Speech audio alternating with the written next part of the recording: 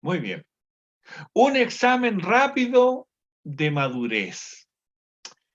En este texto que hemos leído, Hebreos capítulo 6, versículos 1 al 3. Entonces, un examen rápido de madurez.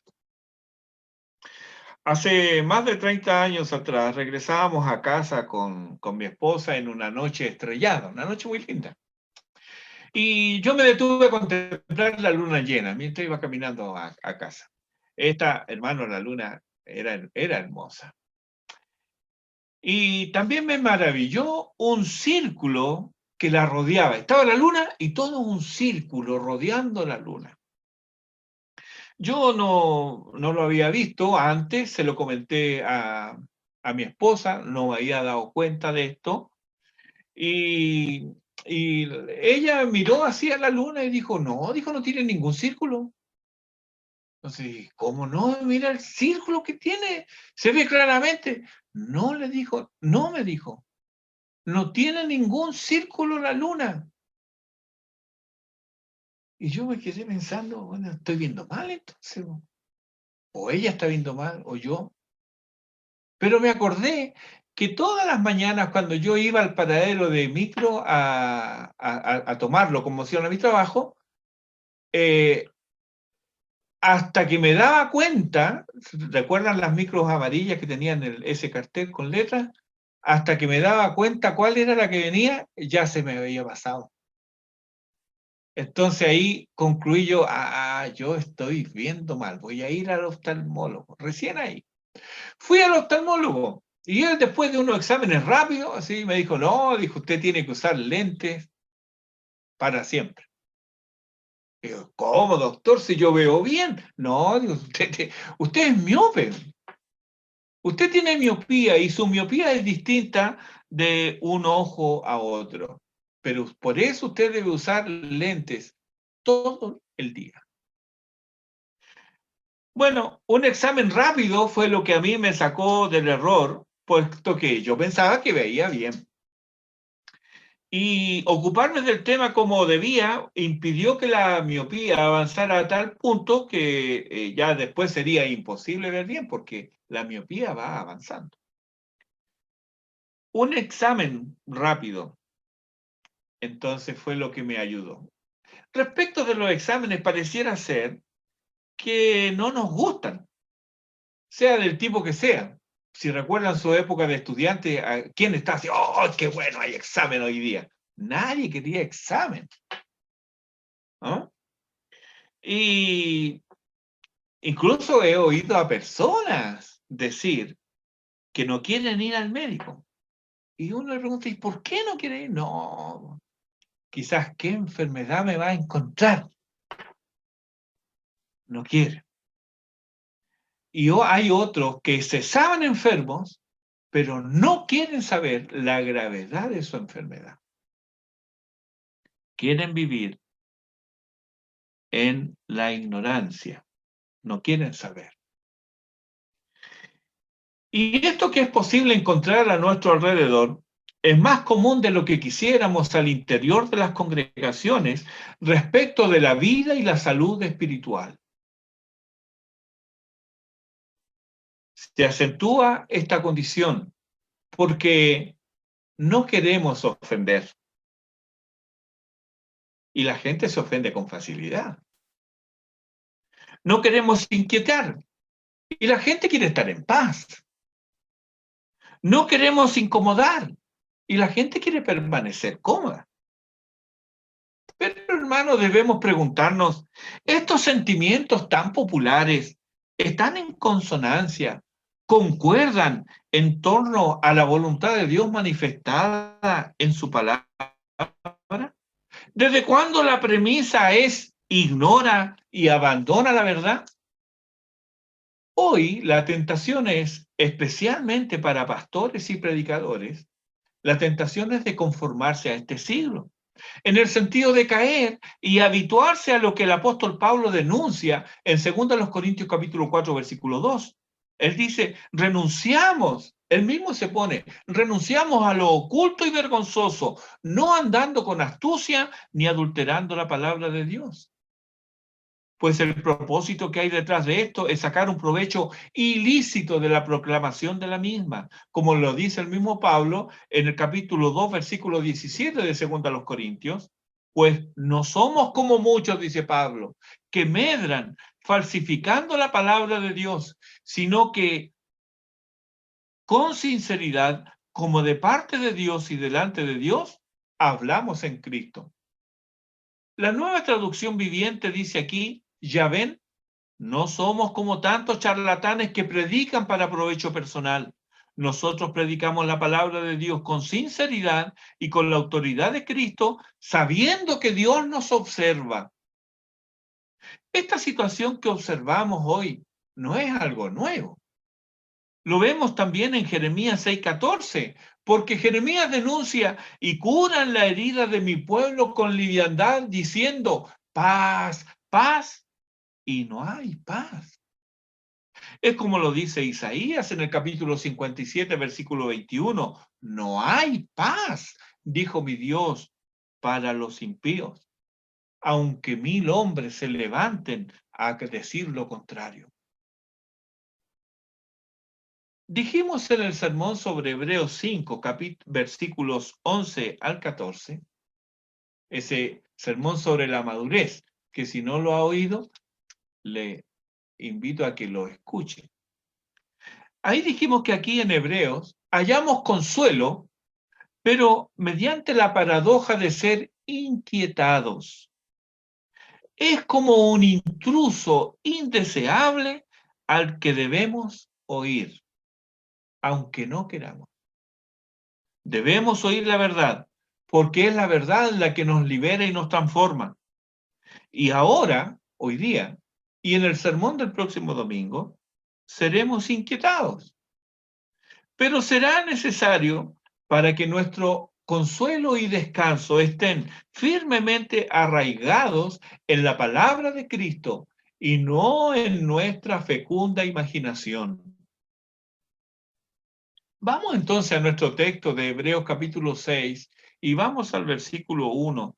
Dice, por tanto, dejando ya los rudimentos de la doctrina de Cristo, vamos adelante a la perfección, no echando otra vez el fundamento del arrepentimiento de obras muertas y de la fe en Dios.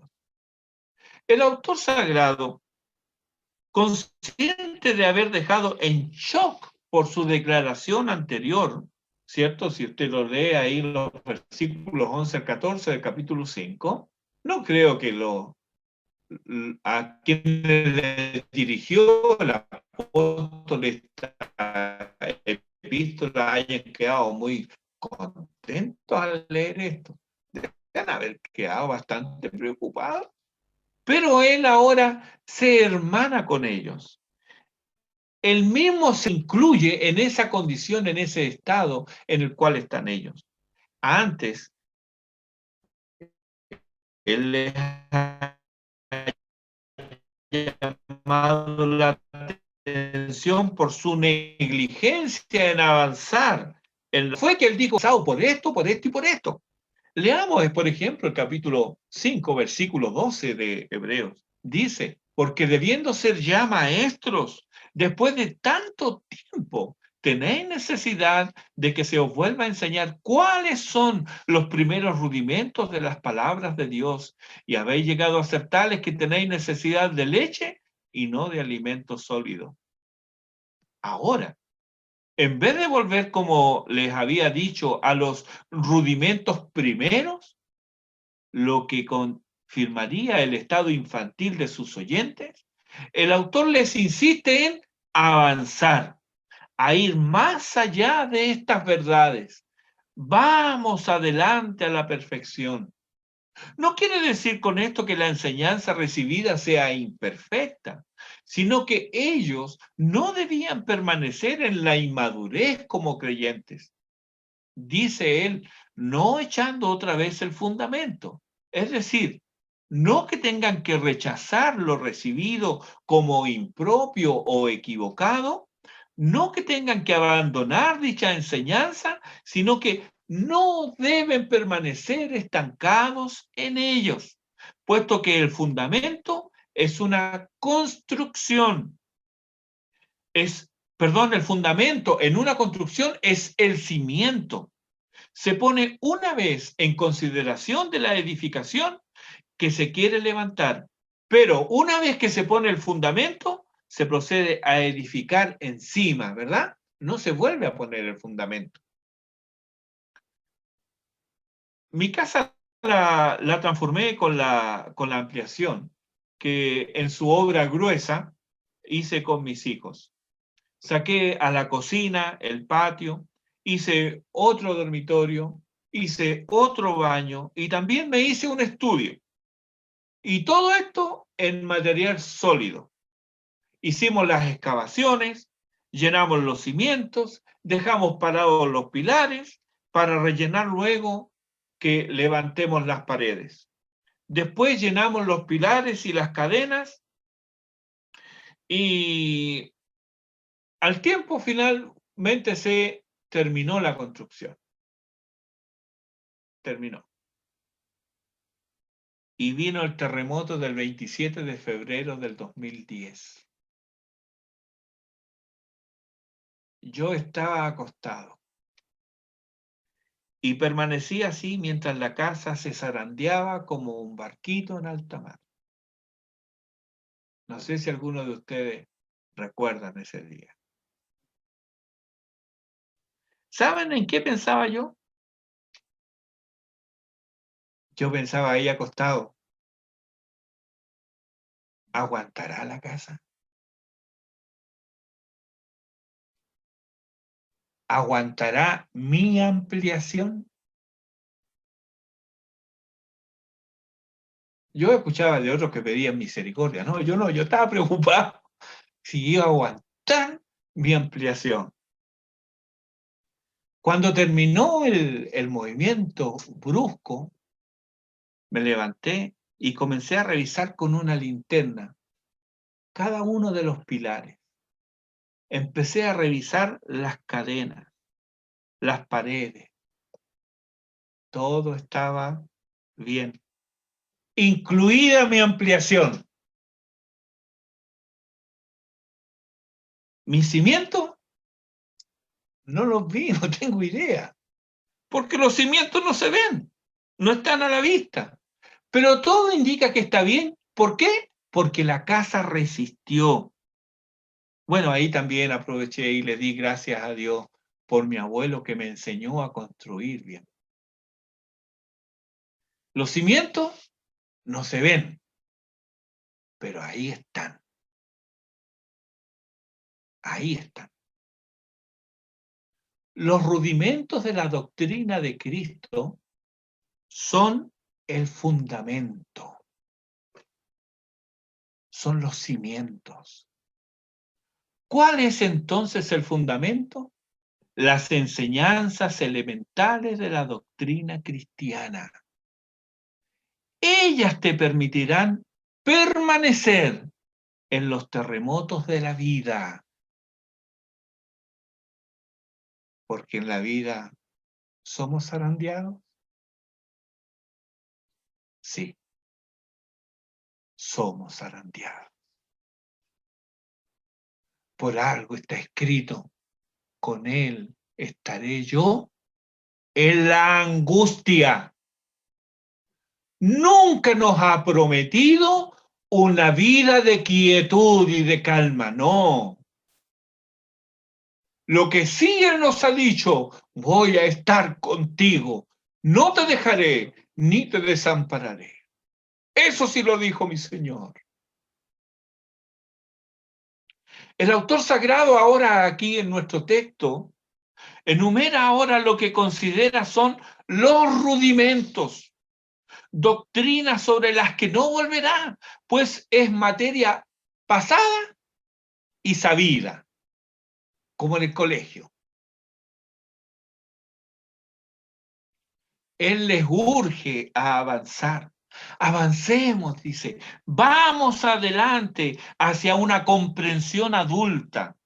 La palabra clave aquí que no debemos obviar es la exhortación Vamos adelante, ya que nos transmite la idea de que tenemos la responsabilidad de ejercitarnos activamente para progresar. Y en esto Él se pone en el mismo nivel de ellos. Y es lógico que así sea, puesto que de este lado del cielo nadie ha llegado a la perfección de la madurez en su vida espiritual. Como el mismo apóstol Pablo nos dice, hablando de sí mismo en Filipenses capítulo 3, versículo 12, no que lo haya alcanzado ya, dice Pablo, ni que ya sea perfecto, sino que prosigo, prosigo. Entonces, antes de avanzar, les menciona ahora estas 6 doctrinas. Seguramente ellos las sabían y por ello podían avanzar. Pero nosotros hoy, a varios siglos de distancia, y siendo la fe una sola, ¿las conocemos? ¿Las conocemos de tal manera que podemos compartirlas con otros que no conocen? El conocimiento de estas doctrinas, en parte, nos dirá si estamos donde tenemos que estar en lo que a madurez espiritual se refiere. Vamos a verla una a una. Uno, son 6. El arrepentimiento de obras muertas. Nos dice Kistemaker, comentando este texto, que el primer componente del fundamento espiritual del cristiano es el arrepentimiento. Es lo primero que destaca Juan el Bautista en su predicación en Mateo 3:2. Arrepentíos, porque el reino de los cielos se ha acercado. Y es lo primero que predicó Jesús al comenzar su ministerio, ahí en Juan 4, perdón, Mateo 4:17. Desde entonces, dice, comenzó Jesús a predicar diciendo, arrepentíos, porque el reino de los cielos se ha acercado. Cuando Pedro predicó su primer sermón, la respuesta a las preguntas de sus oyentes, que ellos escucharon a Pedro y comprendieron, entonces dijeron, varones hermanos, ¿qué haremos? Bueno, Pedro le respondió ahí en Hechos 2:38, arrepentíos. No cambió el mensaje, es el mismo. Esto no fue solo lo primero predicado a los judíos, porque alguien podría pensar, bueno, eso eran los judíos, que era gente tan mala, si hasta crucificaron al mismo Señor. No, no fue solamente los judíos, sino también fue necesario en los gentiles, según se desprende de Hechos, capítulo 11, versículo 18, porque los judíos al escuchar que Dios había descendido sobre gentiles, ellos dicen, de manera que también a los gentiles ha dado Dios arrepentimiento para vida. El mismo mensaje entregó Pablo en Hechos 17:30 a los sofisticados atenienses. Pero Dios les dice, habiendo pasado por alto los tiempos de esta ignorancia, ahora manda a todos los hombres en todo lugar que se arrepientan. El mismo mensaje. El arrepentimiento de obras muertas es la conversión, el cambio de disposiciones morales, el apartarse deliberadamente de todo lo que daña al propio ser. Es tanto un cambio de mente y pensamiento como de actitudes y motivaciones. El arrepentimiento era y será siempre el primer paso del hombre pecador para recibir el Evangelio. Pero no es todo el Evangelio, ni es toda la vida cristiana. No, es el comienzo, es el fundamento. ¿Te has arrepentido? ¿Has experimentado el cambio en tu mente y en tus pensamientos? ¿Tus actitudes y motivaciones buscan honrar y glorificar a Dios? ¿Entiendes entonces lo importante de esta doctrina? Imagina que estás construyendo, pero tu construcción no tiene cimiento. Y dice, como alguien podría decir, un necio. Un necio solamente puede decir así. No, ¿para qué vamos a hacer cimientos si eso no se ve? Vamos, hagamos la pared nomás. Eso es lo que se ve. Seguramente nunca lo ha visto porque nadie hay tan necio como para edificar así. Al menos aquí en Chile, que sabemos algo de los movimientos de la tierra. Lo único que uno podría preguntarse de una construcción así es, ¿cuánto tardará en caer? Porque esa construcción va a caer, va a ser destruida. La única pregunta al respecto es, ¿cuándo? No si va a caer, porque de caer va a caer. No sabemos cuándo, eso es todo. No puedes vivir la vida cristiana, ¿qué digo? Ni comenzar siquiera la vida cristiana si no hay arrepentimiento. Y esto es a la vez un acto como una disposición. Te arrepentiste cuando viniste al Señor y te arrepientes cada día. Quienes te hablan solo de amor, escasamente nombran el pecado y jamás te hablan de arrepentimiento, son falsos profetas, pastores inútiles que propagan otro evangelio, un falso evangelio. Vamos a la segunda, de la fe en Dios. Eso dice en el versículo 1 al terminar, el versículo 1 del capítulo 6 de Hebreos. La fe en Dios es la confianza en el Dios del pacto, que hizo promesas a su pueblo y que las cumplirá, puesto que, nos dice el versículo 18, por dos cosas inmutables, esto es, su promesa y su juramento. Es, nos dice el texto, imposible que Dios mienta. Pero hermanos, separada esta fe del Mesías, separada esta fe de Jesucristo, como dice Pablo en Efesios 1:7, en quien tenemos redención por su sangre, el perdón de nuestros pecados según las riquezas de su gracia. Cuando esa fe en Dios, porque hoy día muchos dicen que tienen fe en Dios, pero cuando esa fe en Dios, esa supuesta fe separada de Jesucristo, corre el riesgo de no ser más que una comprensión, una convicción fría y muerta. Una fe semejante a la fe de los demonios. Esta es una fe que no obra, es una fe inútil, muy diferente a la confianza en Dios basada en el conocimiento de la palabra de Dios. Ambas entonces, arrepentimiento y fe, siempre van juntas. Así lo vemos en el principio del ministerio de Jesús, según lo registra Marcos capítulo 1, versículo 15. Dice el Señor, arrepentíos y creed en el Evangelio. También lo vemos presente en el ministerio paulino, en Hechos 20:21. Dice Pablo, testificando a judíos y a gentiles acerca del arrepentimiento para con Dios y de la fe en nuestro Señor Jesucristo.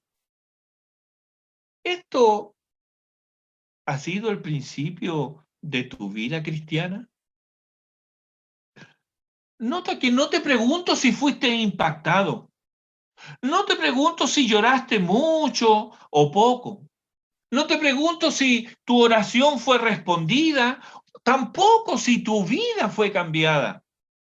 No, te pregunto si te has arrepentido. si has puesto tu fe en Jesucristo para el perdón de tus pecados. Esa es, en parte, el fundamento de la vida cristiana. Arrepentimiento y fe en nuestro Señor. Si quieres leer más de esto, aprender más, por favor, la Confesión Bautista de Fe de 1689, nuestra confesión, en el capítulo 14 y 15, vas a encontrar esto con abundantes citas bíblicas. Vamos a la tercera doctrina, de la doctrina de bautismos. Ya estamos en el versículo 2. ¿Qué es lo que sigue al arrepentimiento y a la fe en Jesucristo? La obediencia al mandato de nuestro Señor de bautizarnos. Es lo que sigue. Pero aquí al parecer se habla de otra cosa, ya que el término no solo está en plural, sino que es uno diferente al hablar de bautismos. La palabra más bien tiene relación con lavamientos o abluciones. Aquí hay que recordar los destinatarios de esta carta, hebreos, y que aún estaba en pie el templo con sus ceremonias y sacrificios. Ceremonias y sacrificios que apuntaban a Jesucristo. Sin embargo, muchos de ellos participaron de estos ritos sin percatarse siquiera de su significado. En el capítulo 9, versículos 10 de Hebreos, se nos habla del culto que, entre otros ritos, presenta diversas abluciones. Estos creyentes eran dados o tentados a considerar el cristianismo como un conjunto de creencias y prácticas que dejaban en la sombra, opacaban, oscurecían la persona de Cristo y su obra mediadora. Existe tal peligro también hoy. Y ocurre cuando atribuimos a cualquier rito o práctica, por legítima que sea, un poder santificador que no tiene, puesto que el único que santifica es Jesucristo y lo hace por medio de su palabra. También encuentras acerca del bautismo en la confesión de fe en el capítulo 29. Vamos a la cuarta doctrina que nos enumera aquí el autor de Hebreos en el versículo 2 del capítulo 6. Dice, de la imposición de manos. Esta es una práctica antigua en Israel. La usó Jacob para bendecir a sus nietos, Efraín y Manasés, los hijos de José. Lo encuentras en Génesis 48, versículo 14. También lo usó Jesús para bendecir a los niños que le eran traídos. Lo encuentras en Mateo 19:15 y en Marcos 10:16. También se usó en la consagración de ofrendas, como lo vemos abundantemente en los primeros 4 capítulos del Levítico. Especial relevancia para nosotros tiene Levítico 16:21, donde Aarón, junto con imponer las manos, confiesa todas las iniquidades, rebeliones y pecados del pueblo y las pone sobre la cabeza del animal inocente. Encontramos este rito también en la ordenación o la consagración de hombres para el servicio. En Números capítulo 8, versículo 10, cuando se consagran a los levitas. En Hechos capítulo 6, versículo 6, cuando se consagran a los primeros diáconos, aunque no está la palabra ahí en el texto. Y en las epístolas también, en las epístolas pastorales.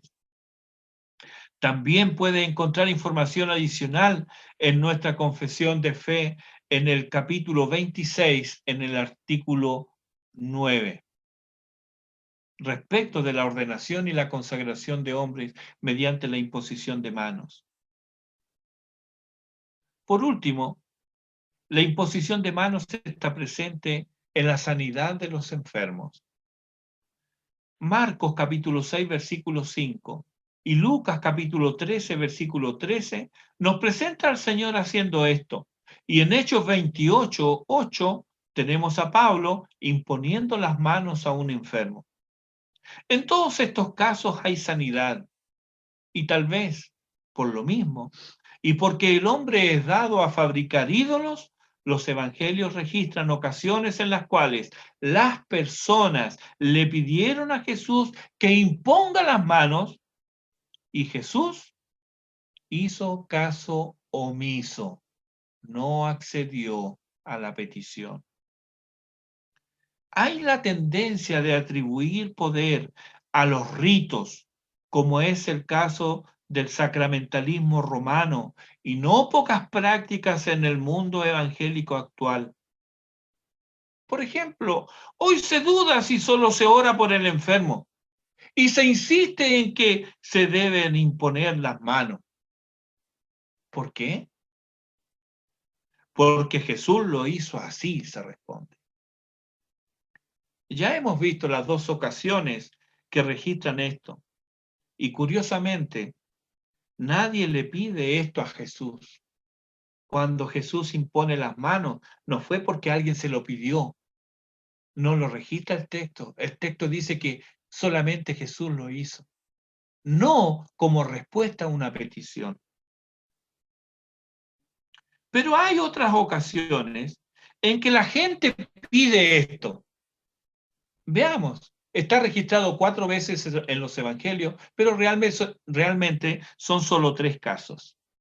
Mateo 9:18.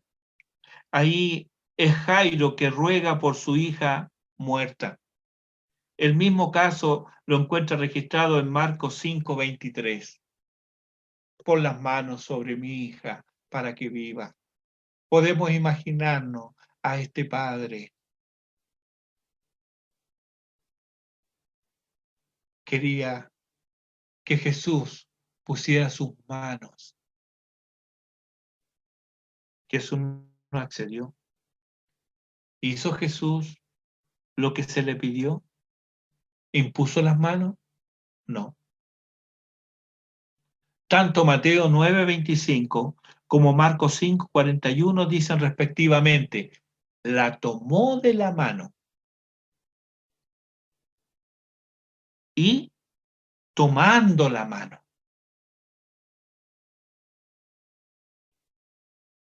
Los otros dos casos están en Marcos 7:32 y en 8:32. Y quiero que presten atención a esto. Marcos 7:32.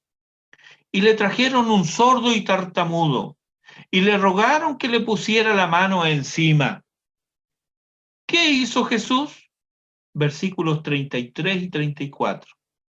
Y tomándole aparte de la gente, metió los dedos en las orejas de él y escupiendo, tocó su lengua. Y levantando los ojos al cielo, gimió y le dijo, Efata, es decir, sea abierto. No vemos esa práctica hoy día en las iglesias, ¿verdad? Marcos 8:22. Vino luego a Bethsaida y le trajeron un ciego y le rogaron que le tocase. ¿Qué hizo Jesús? Versículo 23. Entonces, tomando la mano del ciego, le sacó fuera de la aldea y escupiendo en sus ojos, le puso las manos encima y le preguntó si veía algo. No vemos otra vez algo semejante hoy día, ¿verdad? Ni siquiera entre quienes afirman que se debe imponer las manos. Esto es porque Dios responde no por el rito, no, hermanos. Dios no responde por el rito, sino por la oración de fe, según lo afirma Santiago 5:16. Dice, confesaos vuestras ofensas unos a otros y orad unos por otros para que seáis sanados. La oración eficaz del justo puede mucho.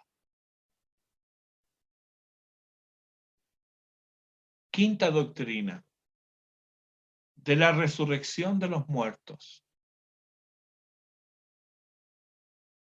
Esta Como todas las doctrinas que el autor aquí menciona en los versículos 1 y 2, hunden sus raíces en el Antiguo Testamento. Cuánto consuelo, seguridad y certeza nos proclama. Es como un sol radiante luego de la tenebrosa noche, el canto exultante de Job en el capítulo 19, versículos 25 al 27. Yo sé que mi Redentor vive y al fin se levantará sobre el polvo, y después de deshecha esta mi piel, en mi carne he de ver a Dios, al cual veré por mí mismo, y mis ojos lo verán, y no otro. Aunque mi corazón desfallece dentro de mí. ¿Cuánto consuelo nos han traído estas palabras a aquellos que están pasando por el luto o por la certeza de una enfermedad terminal?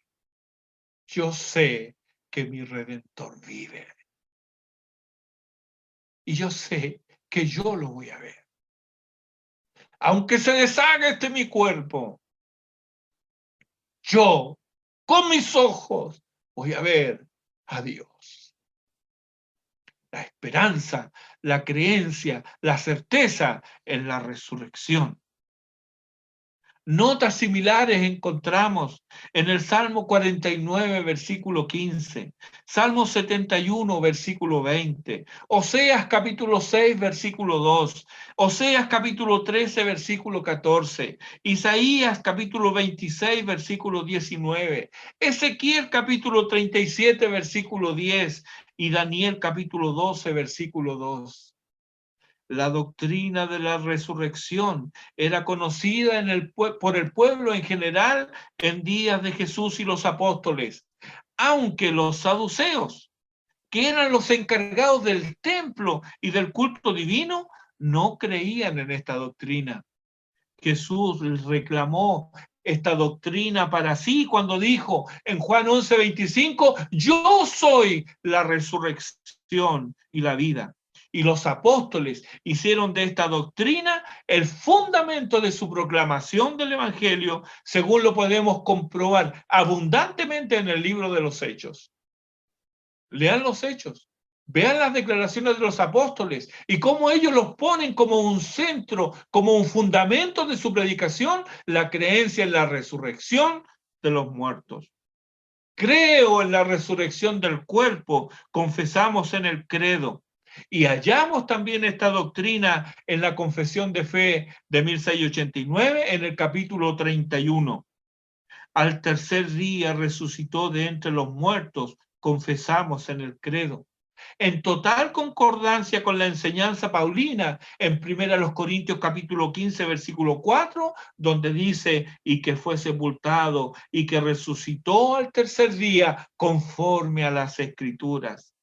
Y este hecho tiene una relación capital, puesto que Pablo dice en el capítulo 15, versículo 14 de 1 Corintios, si Cristo no resucitó, vana es entonces nuestra predicación, vana es también vuestra fe. Es fundamental. Por último, la sexta doctrina que enumera aquí el autor, del juicio eterno. Esta doctrina también se oyó de los labios del Redentor. La tienes ahí en Mateo 22, 23 y los versículos siguientes. Es un largo pasaje. Y también en Marcos capítulo 3, versículo 29. Ahí están claramente, pero en otras partes están implícitas. Ambas doctrinas, la resurrección del cuerpo y la del juicio eterno, están relacionadas. Ambas doctrinas están implícitas en Daniel capítulo 12, versículo 2. Y muchos de los que duermen en el polvo de la tierra serán despertados, unos para vida eterna y otros para vergüenza y confusión perpetua. Pero también ambas doctrinas podrían ser concebidas sin relación directa con la persona de Cristo y con su obra. Así, estas doctrinas superficialmente comprendidas pueden llevarnos a disminuir la gloria de la expiación hecha por Cristo, ignorar la necesidad de la regeneración o no tener en cuenta la santificación hecha por el Espíritu Santo, ni de la necesidad de progreso en la comunión íntima con el Dios vivo. La resurrección y el juicio deben estar firmemente unidos a la persona y la obra de nuestro Señor Jesucristo. De ahí la necesidad de confesar con el credo: al tercer día resucitó de entre los muertos, ascendió a los cielos y está sentado a la diestra de Dios Padre Todopoderoso. Desde allí ha de venir a juzgar a vivos y muertos. Y con Pablo, en Romanos 14:10, nosotros también creemos, porque todos compareceremos ante el tribunal de Cristo. Estas son las 6 doctrinas que el autor llama los rudimentos de la doctrina de Cristo. Pero lejos de inferir aquí que son doctrinas sin importancia, consideran que son el fundamento de la enseñanza cristiana. Nos exhorta a no quedarnos aquí, a que, y aquí él se añade, vamos adelante a la perfección. Él se añade a ir más lejos para instruirnos todos juntos en la obra redentora de Cristo. Y si el fundamento es lo que él señala, el edificio propiamente tal es la obra redentora de nuestro glorioso Salvador. Y esto haremos, dice él, versículo 3. Esto haremos, ir adelante a la perfección, en el conocimiento y en la vida. Y lo haremos juntos, si Dios en verdad lo permite. Y así es, hermano. Hemos de reconocer con el autor sagrado que todo avance, toda comprensión, todo entendimiento es posible tan solo si Dios en verdad lo permite. En toda labor docente y pastoral, es Dios quien tiene que abrir las mentes y los corazones para recibir la instrucción de la palabra de Dios. Debemos orar con el salmista en el Salmo 119, versículo 18. Abre mis ojos y miraré las maravillas de tu ley. Solo Él puede dar el ocupaos en vuestra salvación con temor y temblor, porque Dios es el que produce en vosotros el querer como el hacer por su buena voluntad. La salvación le pertenece al Señor, de principio a fin. Ahora bien, ¿cómo te fue con el examen? ¿Qué tan familiarizado estás con estas doctrinas? Querido hermano, avancemos juntos. No te quedes.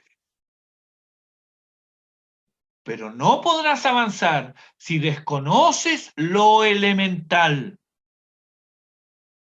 Y esto es solo una introducción para lo que viene. El autor sagrado nos quiere advertir de un terrible peligro que veremos Dios mediante el próximo domingo. Pero hoy, si te has dado cuenta que no están los fundamentos, por favor, te ruego, en el nombre de Cristo, reconcíliate con Dios. Ven a Cristo arrepentido. Descansa por fe en Él y Él te dará vida eterna. Hazlo. antes que sea demasiado tarde. Amén. Oremos.